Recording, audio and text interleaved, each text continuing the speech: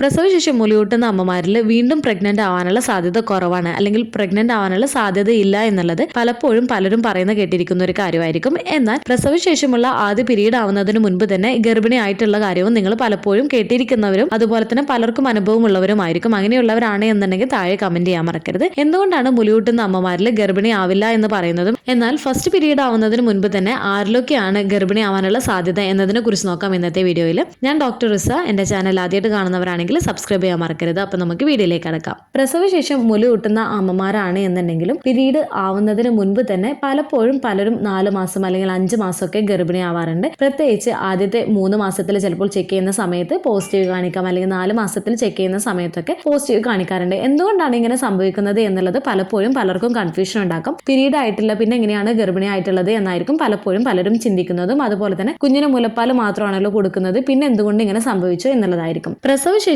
ആദ്യ പീരീഡ് ആവുന്നത് ചിലപ്പോൾ ആഴ്ചകൾക്ക് ശേഷമോ അല്ലെങ്കിൽ മാസങ്ങൾക്ക് ശേഷമോ 6 അല്ലെങ്കിൽ 8 മാസത്തിന് ശേഷമോ അല്ലെങ്കിൽ 1 വർഷമോ അല്ലെങ്കിൽ 1.5 വർഷത്തിന് ശേഷമൊക്കെ ആയിരിക്കാം ചിലർക്ക് പീരീഡ് ആവുന്നത്. കുഞ്ഞിന് മുലപ്പാൽ കൊടുത്തുകൊണ്ടിരിക്കുമ്പോൾ പീരീഡ് ഇല്ലാത്ത അവസ്ഥയെ നമ്മൾ ലാക്ടേഷണൽ അമ്നോറിയ എന്നാണ് പറയുന്നത്. ഈ ഒരു സമയത്ത് ബന്ധപ്പെടുമ്പോൾ സേഫ് ആണ് എന്ന് പറഞ്ഞിട്ട് പ്രഗ്നന്റ് ആവില്ല എന്ന് പറഞ്ഞിട്ട് പലപ്പോഴും പലരും ബന്ധപ്പെടുന്ന സമയത്ത് കോൺട്രാസെപ്റ്റീവ് മെത്തേഡ്സ് ഒന്നും യൂസ് ചെയ്യാറില്ല. ഇങ്ങനെ ഇരിക്കുന്ന സമയത്തായിരിക്കും പെട്ടെന്ന് നമ്മൾ പ്രഗ്നൻസി ടെസ്റ്റോ അല്ലെങ്കിൽ എന്തെങ്കിലും കാരണത്താൽ ക്ഷീണവും തളർച്ചയൊക്കെ ആയിട്ട് ഡോക്ടറെ അടുത്ത് പോകുന്ന സമയത്തായിരിക്കും പലപ്പോഴും പലരും ഇത്ര മാസം ഗർഭിണിയാണ് എന്നൊക്കെ അറിയാറുള്ളത്. അപ്പോൾ ഇതെങ്ങനെ സംഭവിച്ചു, അല്ലെങ്കിൽ പീരീഡ് ആയിട്ടില്ലല്ലോ പിന്നെ എങ്ങനെ സംഭവിച്ചു എന്നുള്ളത് പലപ്പോഴും പലരിലും ഉണ്ടാക്കുന്ന ഒരു ഡൗട്ടാണ്. നിങ്ങൾ മുലയൂട്ടുന്ന അമ്മമാരാണ് എന്നുണ്ടെങ്കിൽ മുലയൂട്ടുന്ന സമയത്ത് നിങ്ങളുടെ ശരീരത്തിൽ ഉണ്ടാവുന്ന ഹൈ ലെവൽ ഓഫ് പ്രൊലാക്റ്റിന് ഓവുലേഷൻ നടക്കാൻ വേണ്ടിയിട്ട് സഹായിക്കുന്ന ഹോർമോൺസിനെ സപ്രസ് ചെയ്യുന്നതാണ്. അപ്പോൾ അതുകൊണ്ടാണ് നിങ്ങൾ മുലയൂട്ടുന്ന സമയത്ത് നിങ്ങളുടെ ഓവുലേഷൻ വൈകുകയും നിങ്ങളുടെ പീരീഡ് ആവുന്നതിന് താമസിക്കുകയും ചെയ്യുന്നത്.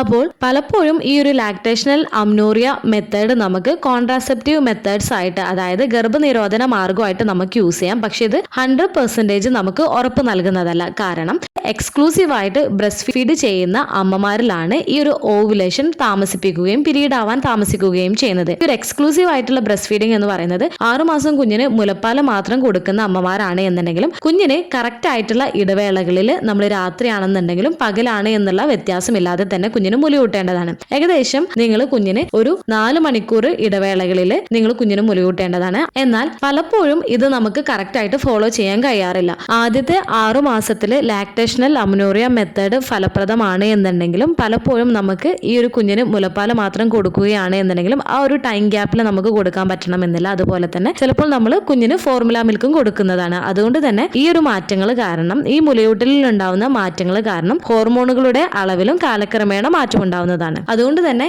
നമ്മുടെ ഓവുലേഷനിലും ഈ ഒരു ചേഞ്ചസ് ഉണ്ടാവുകയും ചെയ്യുന്നതാണ്. ഓവുലേഷൻ നമുക്ക് എപ്പോഴാണ് നടക്കുന്നത് എന്നുള്ളത് നമുക്കും പറയാൻ സാധിക്കുന്നതല്ല.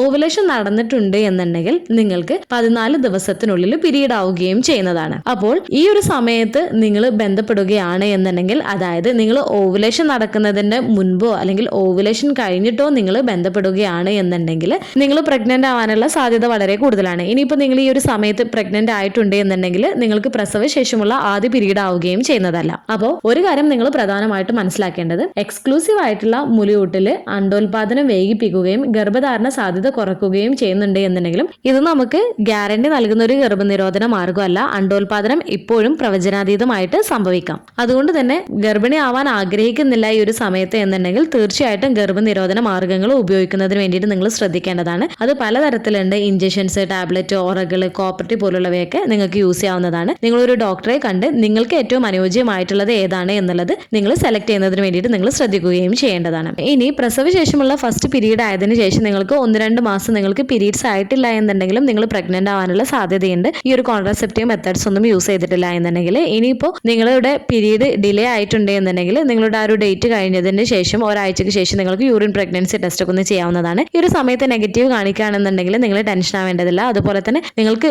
പ്രഗ്നന്റ് ആണ് എന്നൊക്കെ നിങ്ങൾക്ക് തോന്നുന്നുണ്ട് എന്നുണ്ടെങ്കിൽ ഒന്ന് ഡോക്ടറെ പോയി കാണിക്കുന്നതിന് വേണ്ടിയിട്ട് നിങ്ങൾ ശ്രദ്ധിക്കുകയും ചെയ്യേണ്ടതാണ്. അതുപോലെ പ്രസവശേഷം പീരീഡ്സ് ചിലർക്ക് ഇറഗുലർ ആവാം, ചിലർക്ക് റെഗുലർ ആയിട്ട് ആദ്യത്തെ ഒരു 3-4 പ്രാവശ്യം ആവുന്നത് അങ്ങനെ ആവണമെന്നില്ല. അതുകൊണ്ട് തന്നെ പലപ്പോഴും ഫീഡിങ്ങിന്റെ കാരണം കൊണ്ടോ അല്ലെങ്കിൽ തൈറോയിഡ്, PCOD പ്രോബ്ലംസോ അല്ലെങ്കിൽ അനീമിക് ഒക്കെ ആണ് എന്നൊക്കെ ഉണ്ടെങ്കിലും ചിലപ്പോൾ പ്രസവശേഷമുള്ള പീരീഡ് ചിലപ്പോൾ ഇറഗുലർ ആവാം, ചിലർക്ക് റെഗുലർ ആയിട്ട് തന്നെ പീരീഡ്സ് ആവുകയും ചെയ്യാറുണ്ട്. അപ്പോൾ പ്രസവശേഷം ഉടൻ തന്നെ അടുത്തൊരു പ്രഗ്നൻസി ആഗ്രഹിക്കാത്തവരാണ് അല്ലെങ്കിൽ താല്പര്യമില്ലാത്തവരാണ് എന്നുണ്ടെങ്കിൽ തീർച്ചയായിട്ടും നിങ്ങൾ കോൺട്രാസെപ്റ്റീവ് മെത്തേഡ്സ് ടിപ്സ് നിങ്ങൾക്ക് അനുയോജ്യമായിട്ടുള്ളത് നിങ്ങൾ യൂസ് ചെയ്യുന്നതിന് വേണ്ടിയിട്ട് നിങ്ങൾ ശ്രദ്ധിക്കേണ്ടതാണ്. അതുപോലെ പ്രസവശേഷം നിങ്ങൾ അൺഎക്സ്പെക്റ്റഡ് ആയിട്ട് പെട്ടെന്ന് തന്നെ വീണ്ടും ഗർഭിണി ആയിട്ടുണ്ട് എന്നുണ്ടെങ്കിൽ നിങ്ങൾ ടെൻഷൻ ആവേണ്ട കാര്യമില്ല. പലപ്പോഴും പലർക്കും ടെൻഷൻ മറ്റുള്ളവരോട് എങ്ങനെയാണ് പറയുക, അവരെങ്ങനെയാണ് എടുക്കുക എന്നുള്ളതായിരിക്കും കൂടുതലും ടെൻഷൻ അടിപ്പിക്കാറ്. അതുപോലെ തന്നെ കുഞ്ഞിനെ എങ്ങനെയാണ് നോക്കുക എന്നുള്ളതും ഒരു ടെൻഷൻ അടിപ്പിക്കുന്ന ഒരു കാര്യം തന്നെയാണ്. അപ്പോൾ നിങ്ങളുടെ ഹെൽത്തും കാര്യങ്ങളൊക്കെ ഓക്കെയാണ്, നിങ്ങൾക്ക് അത് ഓക്കെ ആണ് എന്ന് തോന്നുന്നുണ്ട് എന്നുണ്ടെങ്കിൽ തീർച്ചയായിട്ടും നിങ്ങൾക്ക് ആ ഒരു പ്രഗ്നൻസി നല്ല ഹെൽത്തി ആയിട്ട് തന്നെ നിങ്ങൾക്ക് മുന്നോട്ട് കൊണ്ടുപോകാൻ കഴിയുകയും ചെയ്യുന്നതാണ്. നിങ്ങളുടെ